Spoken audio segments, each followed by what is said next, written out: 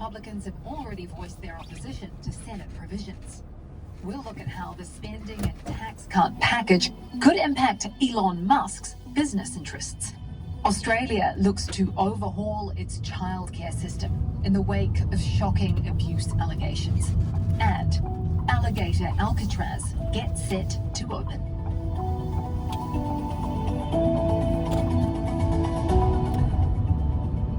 It's Wednesday, July 2nd. This is Reuters World News, bringing you everything you need to know from the front lines in 10 minutes every weekday. I'm Kim Vanel in Wanganui, New Zealand.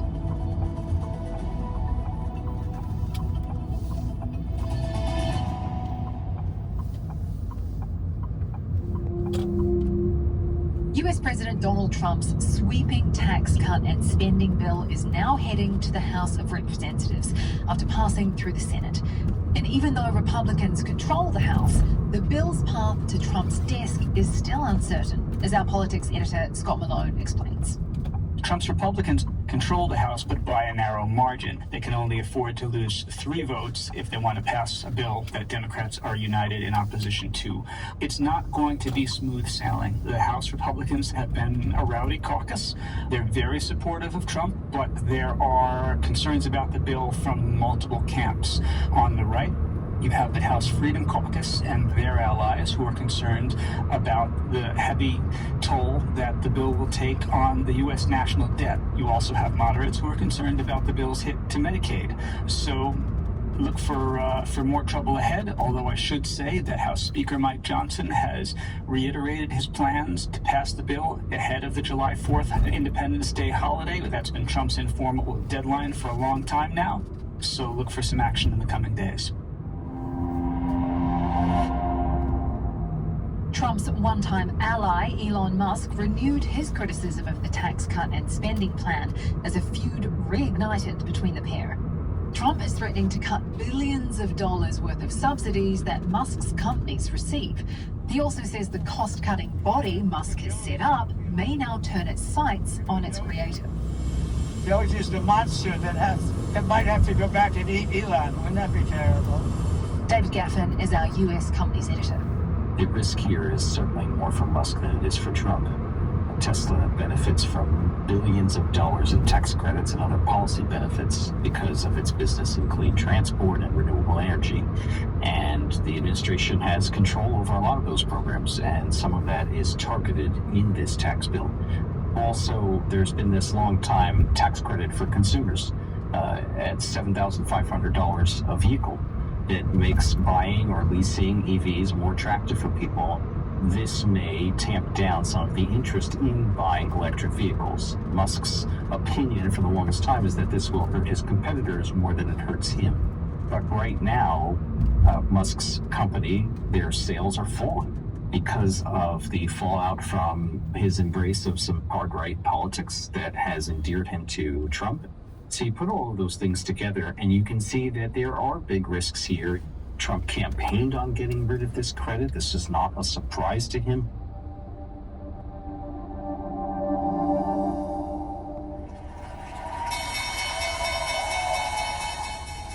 While DC focuses on the budget, markets are focused on trade tensions. President Trump says he won't extend the July 9th deadline for imposing higher tariffs on trading partners. Carmel Crimmins explains. More than a dozen countries are negotiating with the Trump administration to avoid a steep hike in tariff rates next week. Now, Trump told reporters that the US could reach a trade agreement with India, but he's threatening to hike tariffs on Japan. That sent shares in Tokyo down today, highlighting the nerves in markets over what lies ahead.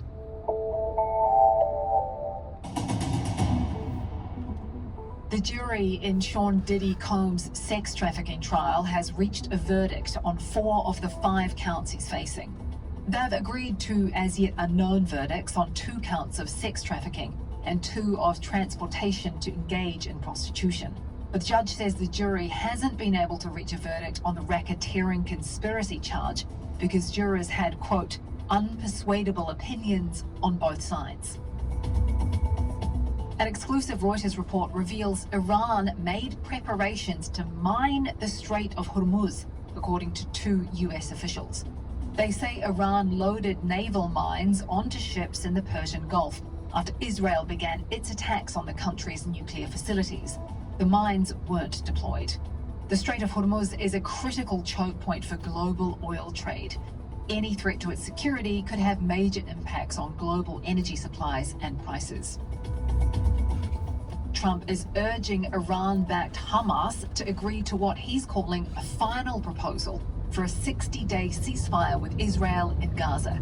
He says the proposal will be delivered by mediators Qatar and Egypt. Trump says Israel has already agreed. A tearful Coco Gauff said she did not cope well with the switch from Paris clay to Wimbledon grass, as she was dumped out of the championships in the first round on Tuesday. She was the day's most surprising casualty. The home crowd will have plenty to cheer on centre court in the second round at Wimbledon today, as British qualifier Oliver Tarvett takes on twice defending champion Carlos Alcaraz, and Emma Raducanu meets former winner Marketa Vondrousova. And the Dalai Lama has ended the speculation about his next successor, saying he will be reincarnated, adding that his non-profit institution will have the sole authority to identify his reincarnation. His comments counter China's insistence that it will choose the successor of the Tibetan Buddhist leader.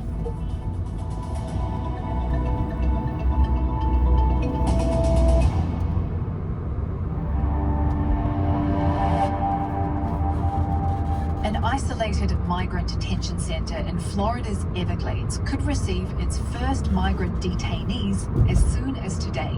That's according to Florida Governor Ron DeSantis, who, alongside President Trump, says he'll send 100 National Guard troops to the facility, which is dubbed Alligator Alcatraz. Which is very appropriate because I looked outside and it's not a place I want to go hiking anytime soon. Donald Trump touring the facility on Tuesday. The complex sits in a vast subtropical wetland, teeming with pythons, crocodiles, and alligators, thus the name. Trevor Hunnicutt covers the White House. President Trump has described this as a facility that's designed for the worst of the worst. People with criminal records, people who have hostile intentions when it comes to national security or street crime. But there are big questions. We don't know exactly who's going to this facility. There's been no accounting as to who or why or where from. We know that the U.S. has really struggled to keep up with the deportation numbers that Trump promised during his 2024 presidential campaign, and more over time of these people who have been held in these facilities have not had a criminal record beyond their alleged illegal border crossing. So when this place starts receiving detained migrants, what will that process look like? That's an open legal question. We know that these people have not been afforded the same rights that would be due a U.S. citizen. The Trump administration has put forward the idea that a lot of these cases would be able to be handled in the facility so that those cases can be adjudicated fairly quickly and those deportations move ahead very quickly. A warning, some may find details of this story distressing. Australia is planning new measures to strip funding from childcare centres that fall short of safety norms after a Melbourne man was charged with more than 70 offences over child sex abuse. Authorities have asked the parents of some 1,200 children to get their kids tested for sexually transmitted infections after confirming the charges relate to the alleged sexual abuse of 8 children who he looked after at daycare. Christine Chen is covering the story.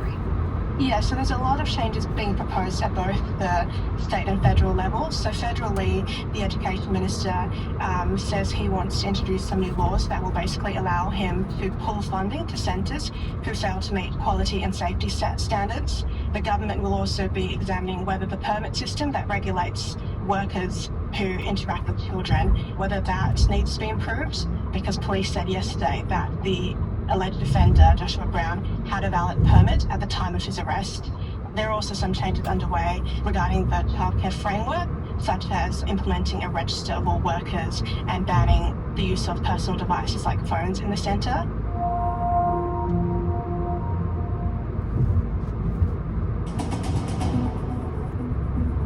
And for today's recommended read, they tried Made in the USA, but it was too expensive for their customers. We spotlight the dilemma facing small and mid-sized manufacturers in America, facing the choice between paying steep tariffs on Chinese imports or trying to sell more expensive homemade products. There'll be a link to that story in the pod description. For more on any of the stories from today, check out Reuters.com or the Reuters app. And don't forget to follow us on your favorite podcast player. We'll be back tomorrow with our daily headline show.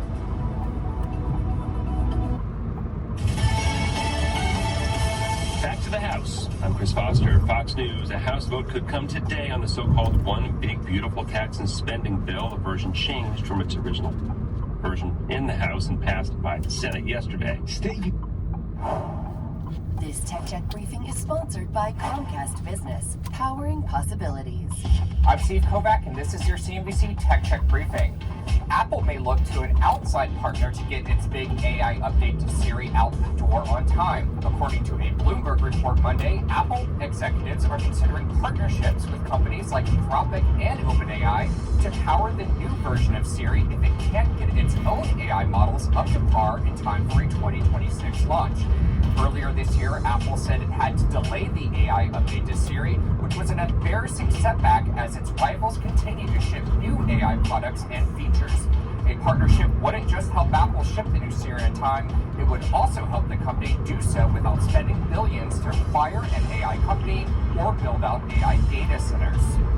Sticking with artificial intelligence, Morgan Stanley says Elon Musk's AI startup xAI raised another $10 billion.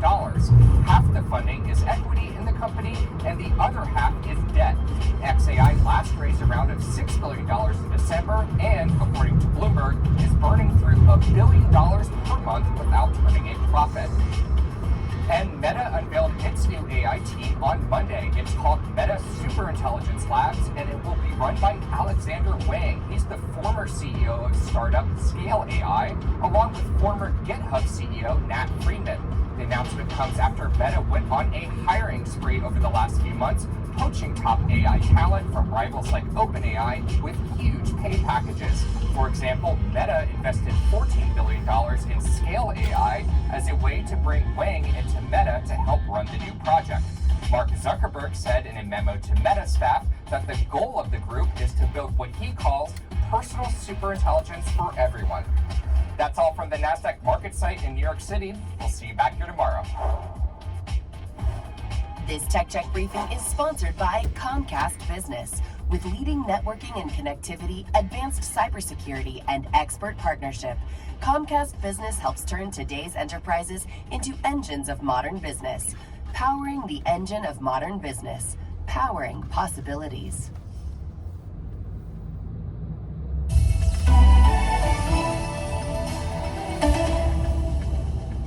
This is DW News, and these are our top stories. U.S. President Donald Trump has announced that Israel accepts terms of a 60-day ceasefire in Gaza. This comes ahead of a meeting between Trump and Israeli Prime Minister Benjamin Netanyahu in Washington next week. Trump urged Hamas to accept the deal. Israel has not confirmed the agreement, but its foreign minister said the opportunity to free the remaining hostages must not be missed. Ukraine's government says it's seeking clarity from Washington after the U.S. said it would halt delivery of some of the weapons promised to Kyiv. The move is expected to affect the supply of missiles and precision artillery rounds as well as defensive weapons. U.S. media say dwindling Pentagon stockpiles are behind the cutbacks. Authorities in France say 2 people have died of heat-related illness and hundreds of others are being treated as an early summer heat wave sweeps across large parts of Europe. Temperatures reached the mid-40s in parts of Spain and Portugal. The EU's climate change service says Europe is now the fastest warming continent. This is DW News from Berlin. You'll find much more on our website at dw.com.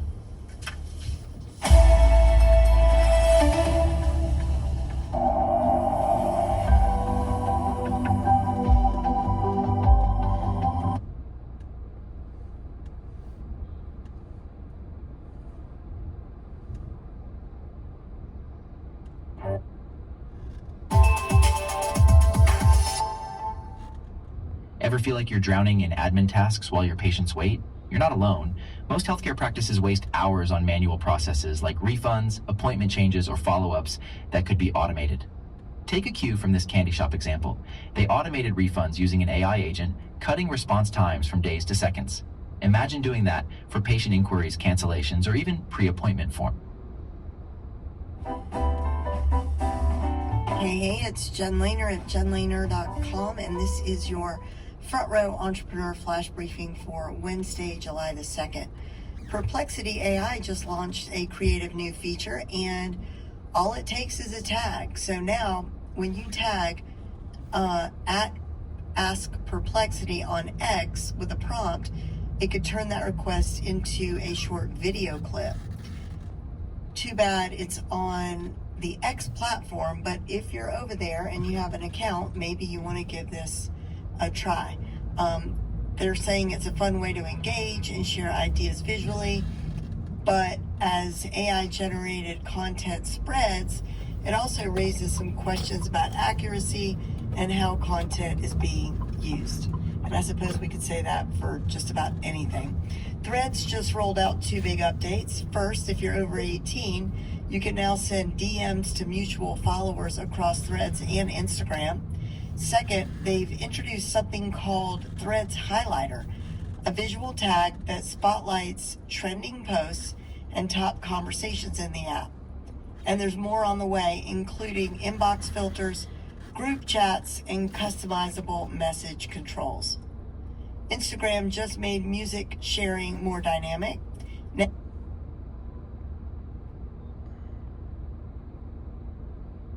AI just launched a creative new feature, and all it takes is a tag. So now, when you tag at Ask Perplexity on X with a prompt, it could turn that request into a short video clip. Too bad it's on the X platform, but if you're over there and you have an account, maybe you want to give this a try. They're saying it's a fun way to engage and share ideas visually, but as AI generated content spreads, it also raises some questions about accuracy and how content is being used. And I suppose we could say that for just about anything. Threads just rolled out 2 big updates. First, if you're over 18, you can now send DMs to mutual followers across Threads and Instagram. Second, they've introduced something called Threads Highlighter, a visual tag that spotlights trending posts and top conversations in the app. And there's more on the way, including inbox filters, group chats, and customizable message controls. Instagram just made music sharing more dynamic. Now when you share a Spotify track to your story, it includes the audio preview, not just a static link. This is part of a broader update across Meta, adding sound sharing to notes and WhatsApp status too. And there's a new handwritten style font in Stories and Reels, complete with hidden emoji animations when you type certain characters. And as you plan your content for tomorrow, keep in mind that it's Stay Out of the Sun Day, International Plastic Bag Free Day, and National Eat Your Beans Day. And trending all across social media right this very second is hashtag Wednesday Wisdom, hashtag Wellness Wednesday, hashtag World Tutors Day, and hashtag National I Forgot Day. And that's it for today's Flash Briefing. Have a wonderful day, and I will see you tomorrow.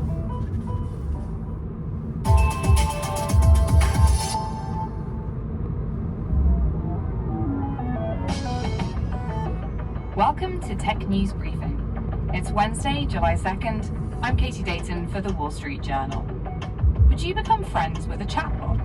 No? What if it shared most of your deeply held beliefs? That's what some tech leaders are banking on as they try to make their own chatbot stand out in a crowded market. Then, we'll take a trip to Bhutan to learn how this tiny landlocked kingdom is becoming a major player in the Bitcoin economy. But first, AI chatbots are everywhere, and tech CEOs want consumers to use them more. One strategy being tested is programming AIs with such winning personalities that they'll start to be seen less as tools and more as friends. But tech companies are finding that isn't an easy task. Our columnist, Tim Higgins, has the story.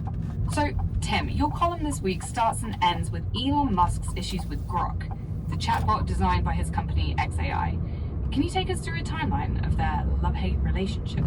Well, when Musk created xAI, it really was an environment where he was very critical of other tech companies' AI chatbots, saying that they were woke, that they were leaning toward liberal ideals, perhaps more concerned about being politically correct than factually accurate. And he promised that xAI was going to be trying to, what he described as maximizing truth seeking. And that was the foundation of the creation of his AI company. And Grok was really part of that. It was its chatbot. It was a little spicy. Your interactions with it were probably different than what you might have been experiencing with other chatbots. That was kind of at the beginning. And then recently, it has come under criticism from those on the right, those who cheered on Grok early on, arguing that it had become woke. And Musk took note, and he felt like the training data was coming from more liberal sources, and he said it needs to be retrained. So, what are we to make of this reboot and Musk's desire to change Grok because of the answers it was giving? It gets at the idea that these AI chatbots are more than just regurgitating information or answering questions. They are perhaps giving a worldview to users, maybe no different than a Fox News or MSNBC, that has a specific kind of tone that users or viewers like. Now, Musk would likely say that he is really pursuing maximum truth, and that part of his goal with retraining Grok is to essentially take Grok with some advanced reasoning and retrain it by rewriting the entire corpus of human knowledge and adding the missing information and deleting the errors, which critics say that sounds a lot like some kind of 1984 nightmare. But it is an interesting way of thinking about how this AI interacts. It's almost, if you think about a publication in the kind of old technology, it's framing information for the consumption of the user. And are any other tech leaders grappling with the tone and the beliefs, if we can call them that, of their AI chatbots? We're seeing from various tech leaders the idea that the way to differentiate their AI chatbots from what's becoming a crowded field is that personal relationship with the personality, or the kind of the idea that the user has a friendship with that system. And so whether that is data that they have stored up and learned from, so the chatbot kind of knows you, knows some of the things you're looking for, shares perhaps a worldview, shares a similar way of communicating, they argue that this is going to be helpful. What are some of the ethical concerns around giving AI chatbots these personalities that can feel like friends? There's academics who are worried about these things, users falling in love or creating relationships that aren't really relationships. Hi, Changan. They're concerned. How can I help you? Turn off the AC. Users going even deeper into frontal or C is turned off. Echo chamber, the kind of thing we've seen with the rise of social media, maybe the unintended consequences of users seeking